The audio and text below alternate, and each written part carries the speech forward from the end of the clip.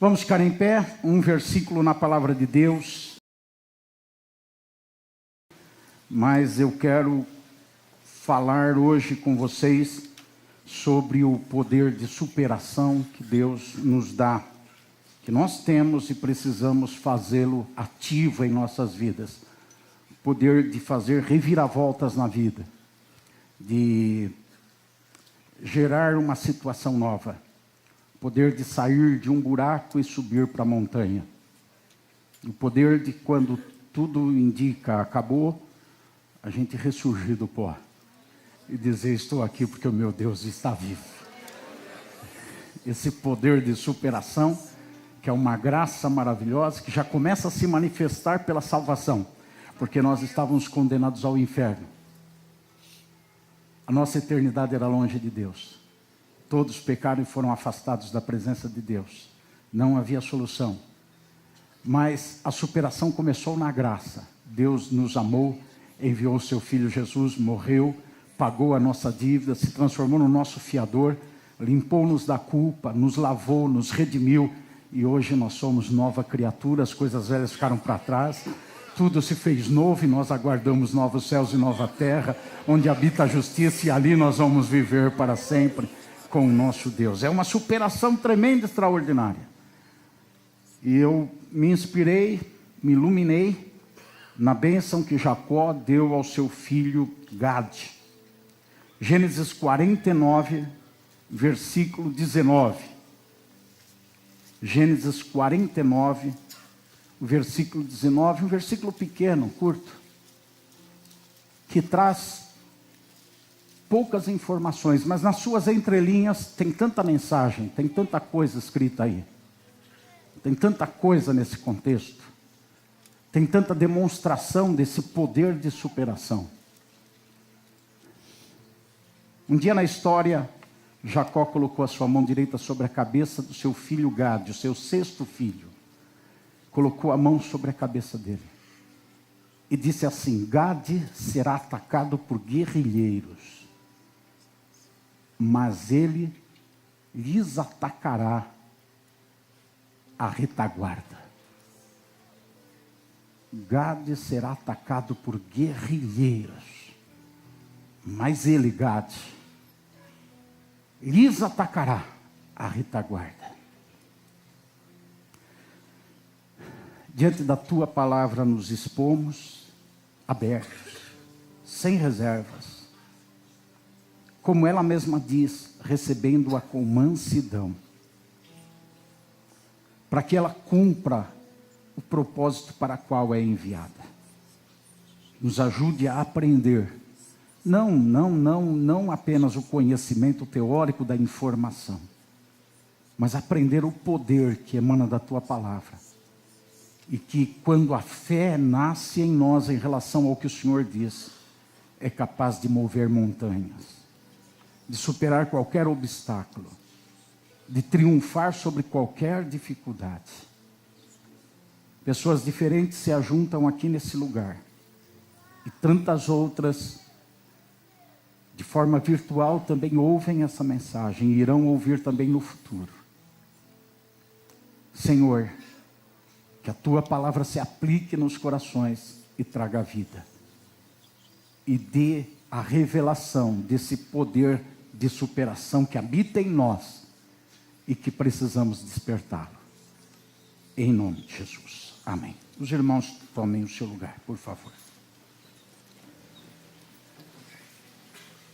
Essa palavra dita por Jacó sobre a vida desse seu filho indica essa capacidade de superação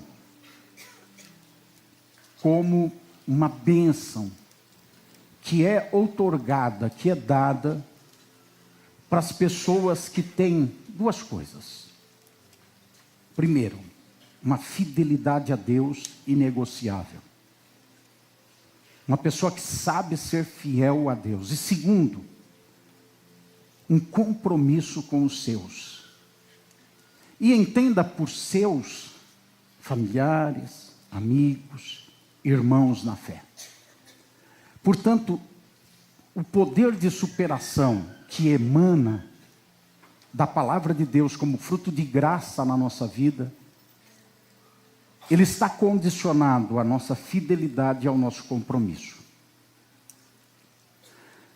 Eu me sinto na obrigação, antes de falar desse assunto e me aprofundar nele, olhando a vida de Gade e alguns ensinamentos que podemos extrair daqui, eu me sinto com a responsabilidade de dizer a vocês que tudo que Deus fala que faz e faz, o diabo produz um genérico, mas não da mesma essência, não com a mesma eficácia. Ele produz uma imitação, e a imitação do mundo para falar de superação é autoajuda. É o pensamento positivo, é a leitura de livros de Lair Ribeiro, de Paulo Coelho e de outros influenciadores no poder de superação segundo a ótica humana. Eu não estou me prendendo a isso, eu não estou voltado para isso. Tudo isso é balela. É balela. Eu lembro que quando eu estava preparando um material sobre família, há 30 anos atrás, de ter consultado literatura de Lair Ribeiro, falando sobre família, dando pormenores sobre família. Aí eu fui buscar a biografia dele, divorciado 7 vezes. Dando conceitos de como construir uma família. É um dos maiores nomes conhecidos na autoajuda. Então, para mim, tudo isso é balela, tudo isso daí é só venda comercial de livros. Mas, na palavra de Deus, há o original, o poder de superação, a capacidade de reverter situações. É importante que a gente entenda que esse poder de superação é fruto da graça, porque eu já adiantei para vocês, a maior superação é sair da condição de perdido e ser salvo. É de um condenado para viver longe de Deus na eternidade, alguém que vai desfrutar da presença de Deus na eternidade. Começa por aí, mas eu quero abordar com vocês, rapidamente, 5 posturas necessárias, olhando para a condição de Gade, para a história dele, posterior a essa bênção que o seu pai impetrou sobre a cabeça dele. Eu quero perceber 5 posturas que temos que ter para produzir a reviravolta.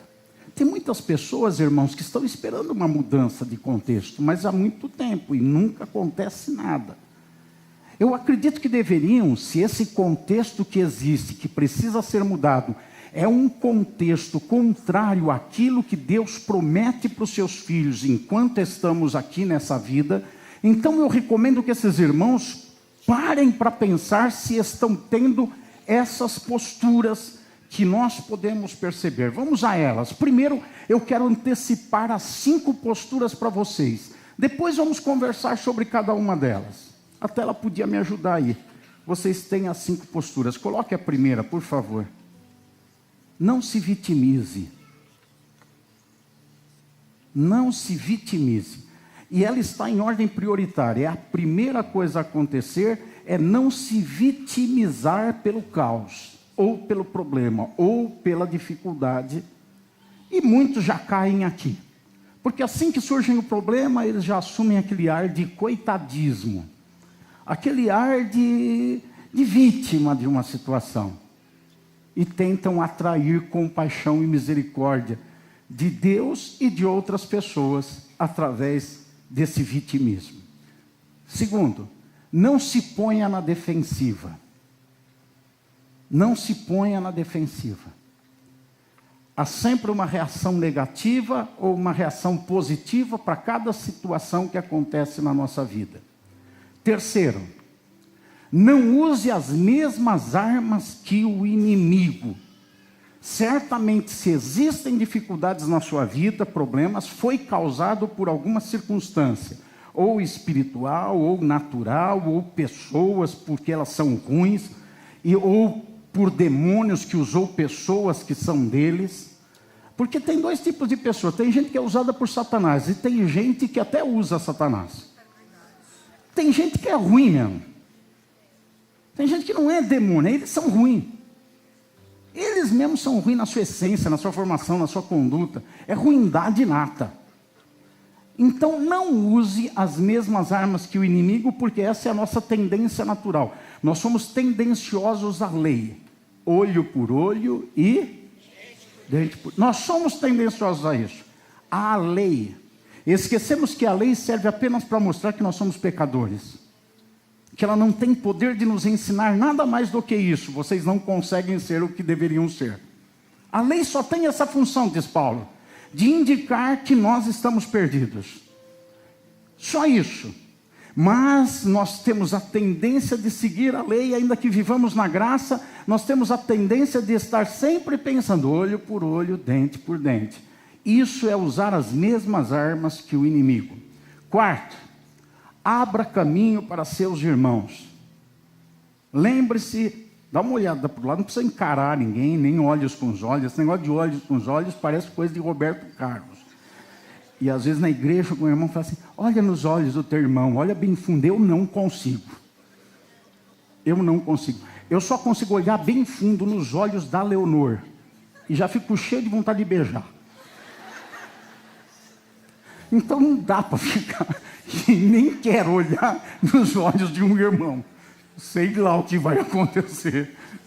Então não tem essa de olhos nos olhos. Mas dá uma olhadinha do lado, assim, disfarçadamente, e saiba de uma coisa. Você tem tuas lutas e problemas, mas essa pessoa do lado também tem. Tem as lutas e o problema dela também. Então abra caminho para os seus irmãos. Nós vamos falar sobre tudo isso. Eu estou adiantando 5 tópicos, tá? Para não criar suspense para vocês. E agora o último tópico, o quinto, mantenha a comunhão com os seus irmãos. Mantenha a comunhão com os seus irmãos. Não se isole por causa do seu sofrimento. Não se isole por causa da sua luta e da sua dor. Se mantenha relacionando com eles. Vamos lá, vamos começar. Vamos começar pelo começo. 1. Não se vitimize. Não se vitimize. Perceba que o texto, ele diz, Gade será atacado por guerrilheiros. Gade será atacado por guerrilheiros. É preciso encarar a dificuldade, luta, dê o nome que você quiser dar. Tentação, tribulação, dificuldade, problema. Aplique na área que você quiser aplicar, financeiro, família, saúde, relacionamento. Coloque onde você quiser. Mas é preciso encarar a dificuldade sem desmaiar. Não fuja da dificuldade, não tenha medo dela, encare ela. Mas não deixe que ela entre em você, na sua emoção, no seu sentimento e te derrube. Então encare a dificuldade que você tem sem desmaiar. Gade será atacada por guerrilheiros. Quem são os guerrilheiros? O dicionário ele define guerrilheiro como alguém que não tem um espaço e está procurando um espaço. Na verdade, um bando. O dicionário diz assim, um bando que não tem espaço está procurando invadir um espaço. Não tem o poder em si de ter um espaço, de ter um lugar. Gade vai ser atacado por guerrilheiros, ou seja, quem é que tem o lugar? Quem é que tem o poder? Quem é que tem o comando? É Gade. Gade tem o lugar. Gade está na posição. Gade está no comando. Gade tem o poder.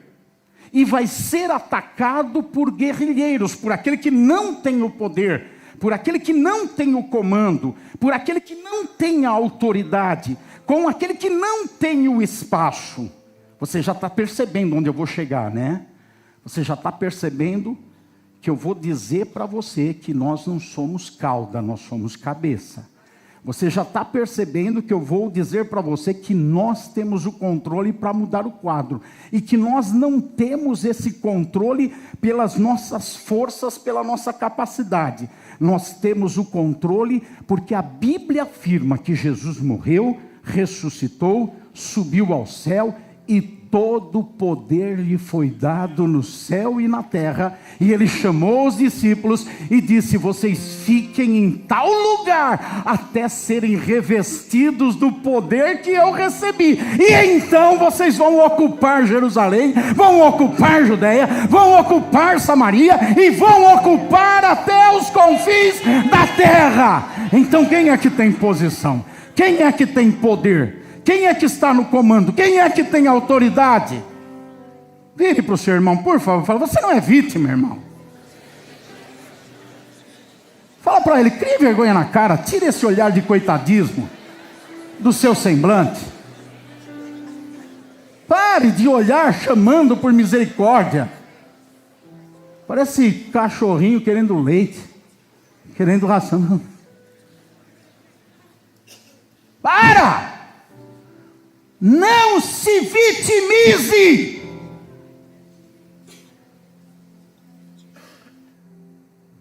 Não importa o problema. Os que são atacados pela crise do vitimismo são pessoas que sempre estão pensando assim: ele não sabe o problema que eu tenho.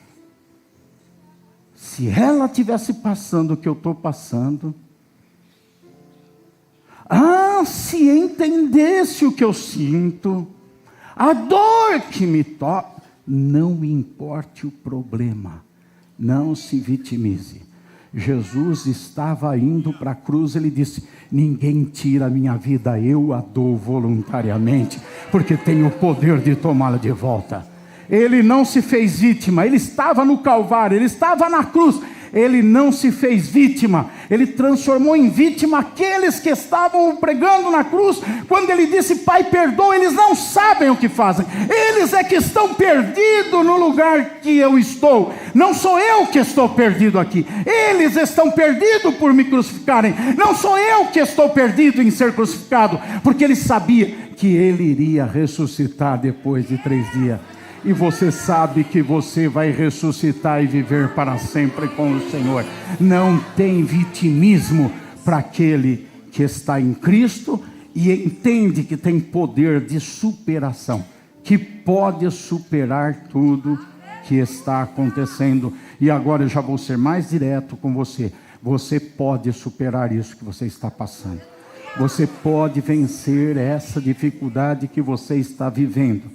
Você tem condição disso. 1 Coríntios 10:13 diz: não sobreveio a vocês tentação. Pode colocar tribulação aqui, pode colocar luta, pode colocar problema, tudo a mesma coisa, no patamar do que está sendo dito. Que não fosse comum aos homens. E Deus é fiel. Diga: Deus é fiel. Diga mais forte com convicção: Deus é fiel. Ele não permitirá que vocês sejam tentados além do que podem suportar. Você aguenta. Fala para o seu irmão: você aguenta, irmão. E aguenta mais do que você está passando ainda. Você aguenta. A Bíblia diz que você aguenta. Não veio nada maior do que você pode suportar. Mas quando forem tentados, Ele mesmo providenciará um escape para que o possam suportar. Vem sobre você a luta, mas Ele prepara o escape para a vitória. Aleluia! O problema do vitimismo é que quem se faz vítima, pratica o vitimismo, não vê a porta de saída. Ele prepara a porta de saída, mas a pessoa não vê a porta de saída, não consegue enxergar. Os outros olham e falam: olha a porta. Ele fala: não tem porta. O vitimismo cega, tira a capacidade de reação, joga para baixo, despotencializa. Por isso, não se vitime. Deuteronômio 23:5 diz... Está falando sobre Balaão e diz assim: porque Deus mudou a maldição em bênção. Olha a reviravolta. Vamos dar uma de mini braque agora? Vai, me ajuda aí, olha. Vai, mãozinha. Vamos lá, vai lá. Os veinhos aí, os novinhos. Reviravolta, fale comigo. Reviravolta. Mudar a maldição em bênção. E sabe por que Deus muda a maldição em bênção? Diz o texto: porque Ele é o seu Deus e Ele te ama. É que eu mereço. Você não merece nada. Ele é o teu Deus e Ele te ama. Não é por mérito, não é pelo que fizemos, não. Ele é o teu Deus e Ele te ama. Aleluia! Não é bom? Então pega a história de José. Traído, enganado, caluniado, preso, injuriado, maltratado, desprezado, odiado, perseguido, abandonado, largado, Aí chegam os seus irmãos, os causadores de todos os problemas para ele, estão apavorados, porque agora ele é governador, estão pensando, ele vai me matar, ele vai acabar com a gente. Ele diz o seguinte, em Gênesis 50:20: vocês na verdade planejaram mal contra mim, porém Deus o tornou em bem, para fazer, como estão vendo agora, que se conserve a vida de muita gente. Deus transformou o mal em bem. Aleluia, aleluia. Deus tem esse poder de transformar o mal em bem. Planejam o mal contra você, o inferno, os guerrilheiros se levantam e planejam mal contra você. A turba de demônios, o bando de demônios que não tem espaço, que não tem lugar, que não tem poder, que não tem autoridade, olham a tua terra, olham a tua vida, olham as tuas promessas, olham o teu futuro, olham o teu presente, olham o teu passado. Vem, que o passado apagou, o presente está garantido, o futuro já está nas mãos de Deus, que você é uma nova criatura, e esse bando de demônios querem atacar você, mas Deus transforma o mal em bem.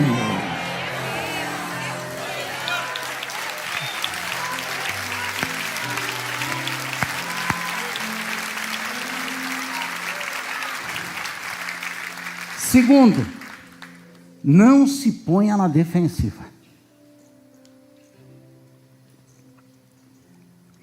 Não se ponha na defensiva. O texto diz: ele,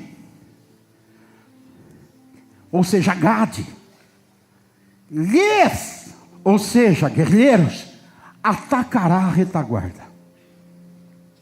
Começo do versículo: Gade será atacado por guerrilheiros, mas ele lhes atacará a retaguarda. Você está percebendo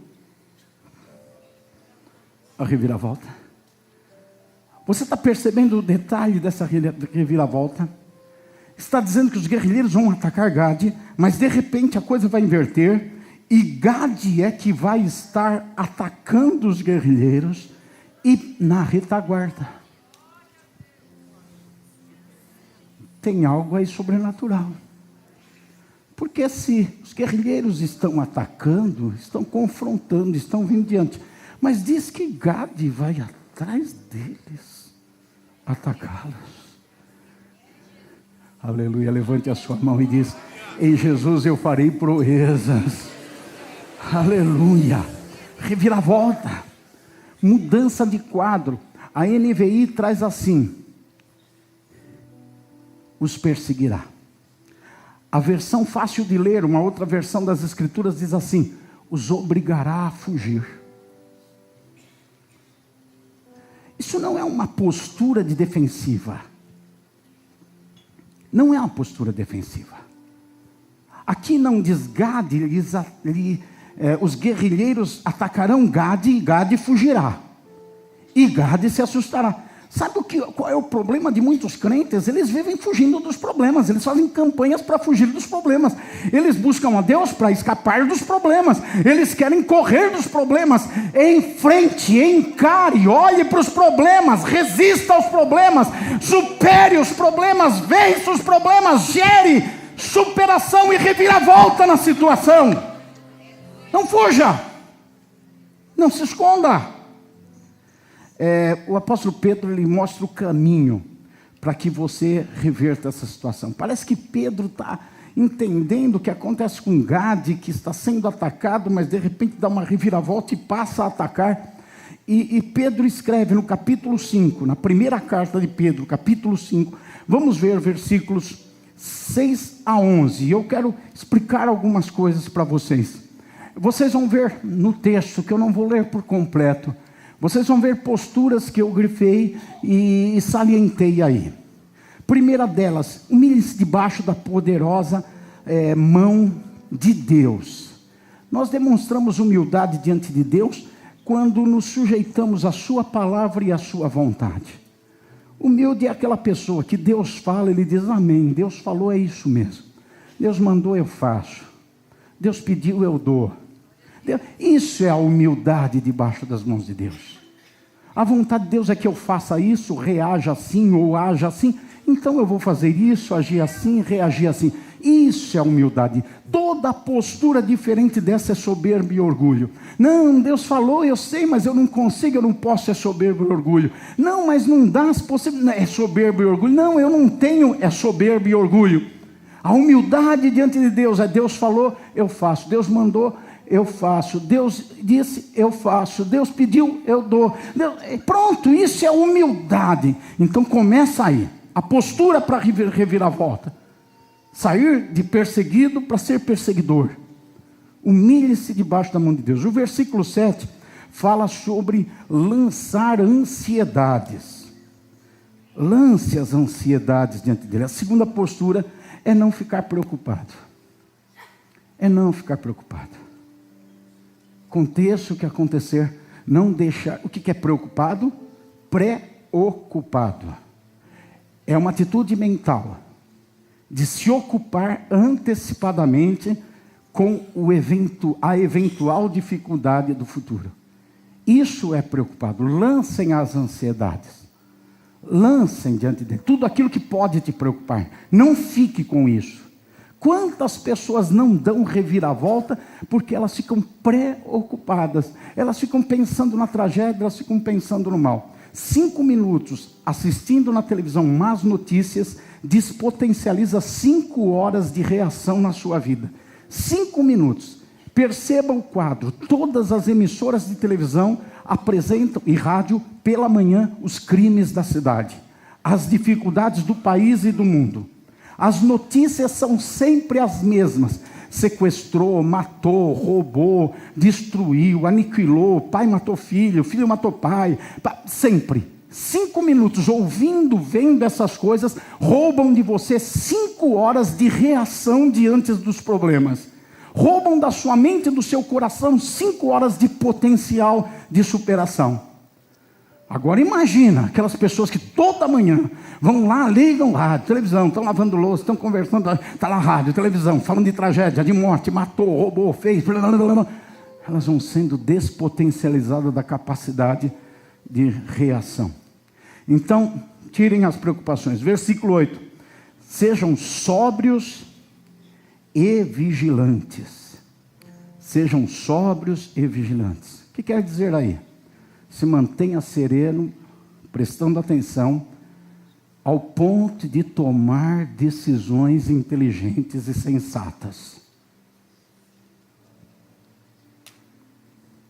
As pessoas que, quando estão envolvidas por problemas, entram no turbilhão de emoções, perdem a sobriedade e a vigilância e tomam decisões erradas.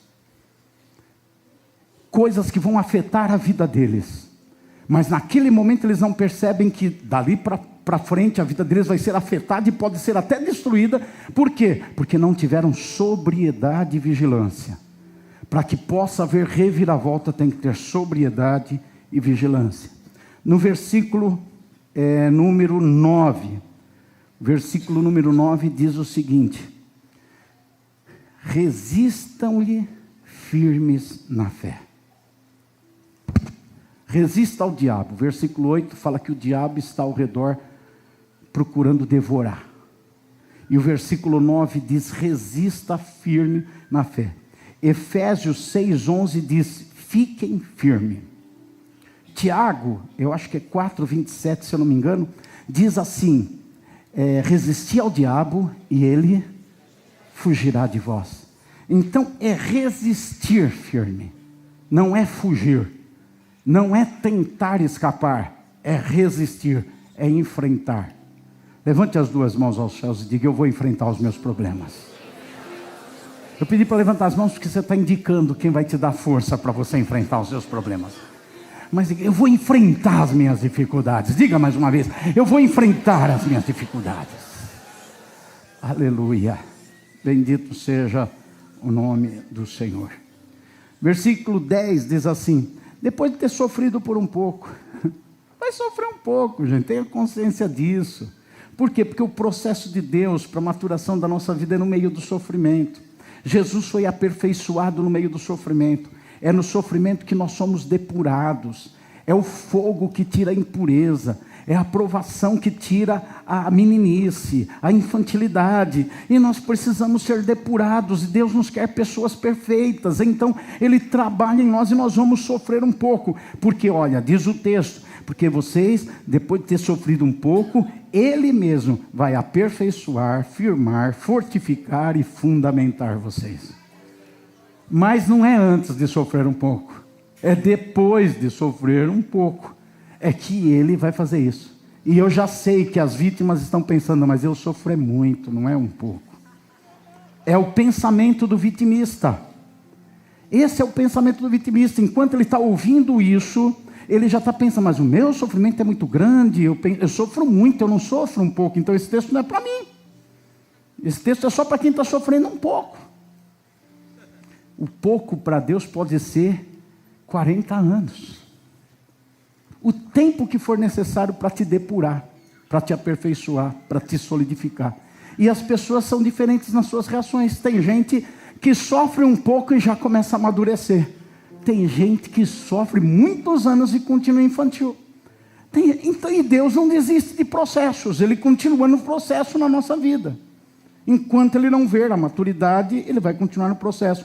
E o versículo 11 termina assim: a Ele seja o domínio para sempre. Eu fiquei pensando, por que o apóstolo fala desse caminho todo e termina dizendo: a Ele seja o domínio? E eu entendi o seguinte: é que a gente precisa entregar o controle para Ele, para que as coisas aconteçam dessa forma. A Ele pertence o domínio, o controle de toda a situação para sempre. O sempre é ontem, hoje e amanhã. O sempre é em todo o tempo. Sempre não é por algumas horas. O controle tem que estar nas mãos de Deus, quando as coisas estão boas ou quando elas estão ruins, se elas demoram para ser resolvidas ou se elas são resolvidas logo. Ele está no controle. O diabo invade o Planalto em Brasília, invade as nações, entra com comunismo no mundo, cega o entendimento das pessoas, vai para a cátedra da faculdade, da universidade, entra na pré-escola. O diabo só não consegue arrancar Deus do trono dele e sentar no trono de Deus, porque o trono de Deus está firmado para sempre, e Ele é o único que é soberano. Ele está no controle, Ele está no trono. Deixe-o no trono da sua vida também. Aleluia.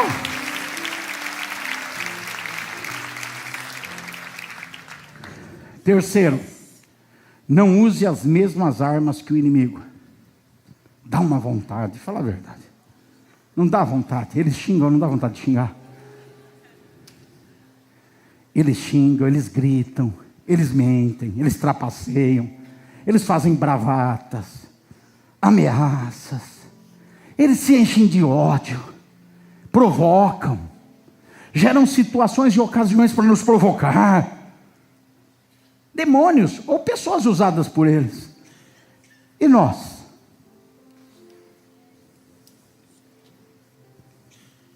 Segunda Coríntios 10, 3 a 4. Embora andemos na carne, não lutamos segundo a carne. Eles lutam segundo a carne. Porque as armas da nossa luta não são carnais. Não use as mesmas armas que eles, mas poderosas em Deus, para destruir fortalezas. Destruímos não pessoas, mas raciocínios falaciosos. Não basta? Romanos 12, 20 a 21. Façam o contrário. Não usem as mesmas armas que o inimigo. Façam o contrário. Se o seu inimigo tiver fome, dê-lhe de comer. Se tiver sede, dê-lhe de beber. Porque fazendo isto, você amontará brasas vivas sobre a cabeça dele. Não se deixe vencer pelo mal, mas vença o mal com o bem. Seja a tua essência. Eu acho que cabe aqui aquela ilustração antiga do sapo e do escorpião. Ambos querendo atravessar o lago. O sapo só dá uns pulinhos. O escorpião não sabe nadar, nem pular. O sapo diz para o escorpião: sobe aqui. O escorpião sobe. O sapo transporta o escorpião para o outro lado. Chegando do outro lado, o escorpião faz o que ele sabe fazer. Ferroa, fere o sapo. O sapo grita: ai. Se for feminino, grita: ai. Se for um sapo gay, grita: ai.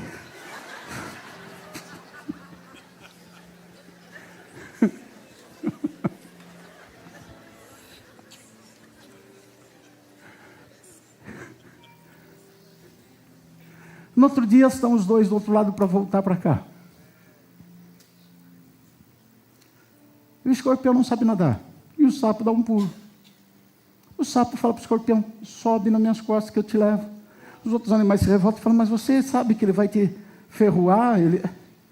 O sapo fala: cada um faz conforme a sua essência. Ele sabe fazer isso e eu sei ajudar. Ele sabe fazer o mal, eu sei fazer o bem. Vence o mal com o bem. Não significa que o escorpião se converte. Não é porque quando chega lá o escorpião vai arrependido, chorando, dizendo assim: seu sapo, me perdoa. Agora eu estou vendo que você é um bom crente. É um sapo glória. Eu não devia ter te picado lá, te ferroado do outro lado. Não. Tem gente que acha que fazer o bem é quando tem reconhecimento, quando tem valoração, quando os outros aplaudem, quando quem fez o mal se arrepende. Não, fazer o bem não é por causa do outro, é por causa de si mesmo. É por causa da sua essência. Enquanto cuspiam e zombavam de Jesus, ele perdoava. Porque cada um tem a sua essência. Não é questão de esforço, é questão de ser o que deve ser. Então, não use as mesmas armas que o inimigo. Quarto, abra caminho para os seus irmãos. Eu quero chamá-los a ler um texto comigo, que eles vão colocar na tela, de Números, capítulo 32, versículos 16 a 19, que fala um momento na história, na divisão das terras, em que Gade está tomando posse da terra dele. Diz o seguinte: então os filhos de Gade e os filhos de Ruben se aproximaram de Moisés e lhe disseram: edificaremos currais aqui para o nosso gado e cidades para as nossas crianças. Mas nós nos armaremos e vamos para a guerra diante dos filhos de Israel, até que os tenhamos levado ao seu lugar. Porém, as nossas crianças ficarão nas cidades fortificadas, por causa dos moradores da terra. Não voltaremos para nossas casas, até que os filhos de Israel estejam de posse, cada um da sua herança, porque não herdaremos com eles do outro lado do Jordão, nem mais adiante, porque já temos a nossa herança deste lado do Jordão ao leste. A entrada na terra prometida era pelo leste, pela região leste, e passando pelo Rio Jordão. O Josué, ele tocou no Rio Jordão e abriu as águas para o povo passar. Só que a entrada de Canaã era ali anterior ao Jordão. E Gade, Ruben e Manassés, essas três tribos, tomaram posse da terra antes de atravessar o Jordão. Ou seja, no primeiro lugar da terra prometida. O que eles estavam fazendo? Abrindo caminho para poder todo o povo passar e ocupar o restante da terra. Então eles estavam abrindo caminho para os seus irmãos. Quando nós estamos passando por nossas batalhas espirituais e estamos vencendo através da atitude de proteger nossos familiares, nossos filhos, nossos descendentes, nossos irmãos na fé, Quando nós estamos nessa atitude, você relendo esse texto vai perceber que ele está dizendo: vamos proteger nossa casa, nossos filhos, eles vão ficar aqui, mas nós vamos para a batalha, nós vamos lutar, eles vão ficar aqui protegidos na terra que estamos ocupando, mas nós vamos lutar pelos nossos irmãos, pelas outras tribos, nós vamos guerrear. Quando eles estão fazendo isso, eles estão abrindo caminho para os outros israelitas, para as outras tribos. Eles não estão apenas pensando numa reviravolta que os beneficie.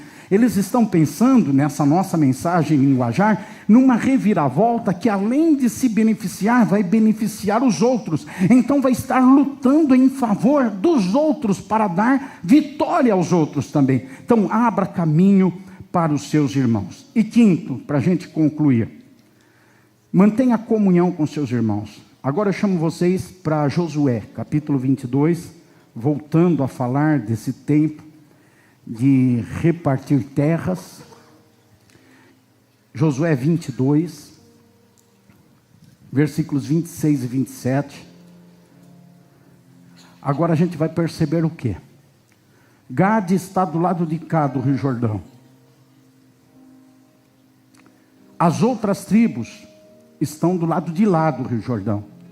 O rio é um divisor que separa geograficamente, que cria linhas divisórias, que faz com que aqueles que estão antes do rio tenham até uma cultura diferente daqueles que estão depois do rio, que gera uma separação entre eles. Não é todo dia que Josué ia lá, tocava no Rio Jordão, as águas abriam. E as águas do Rio Jordão, em algumas épocas do ano, se enchiam e ficava intransponível o Rio Jordão, naquela região.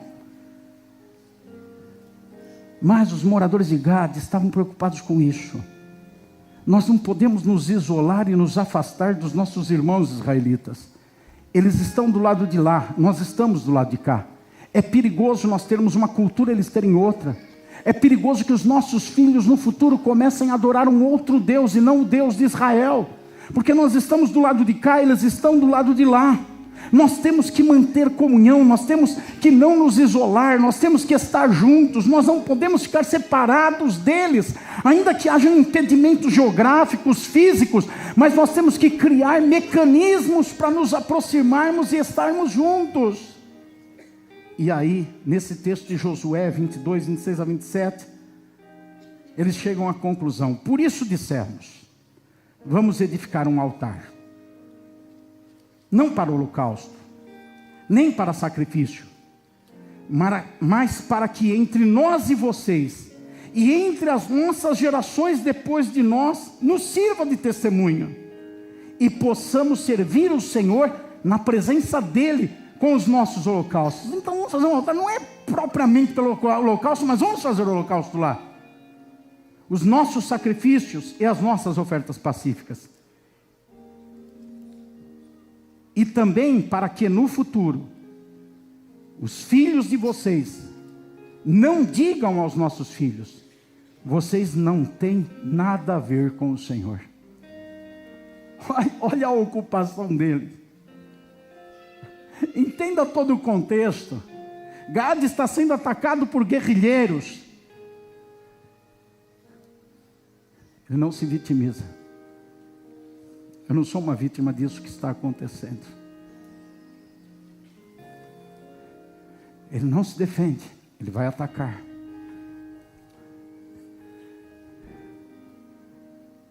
Ele entende que ele tem irmãos e ele não pode, nesse quinto tópico, se isolar desses irmãos. E ele cria o quê? Um elemento de ligação. Qual é o elemento de ligação?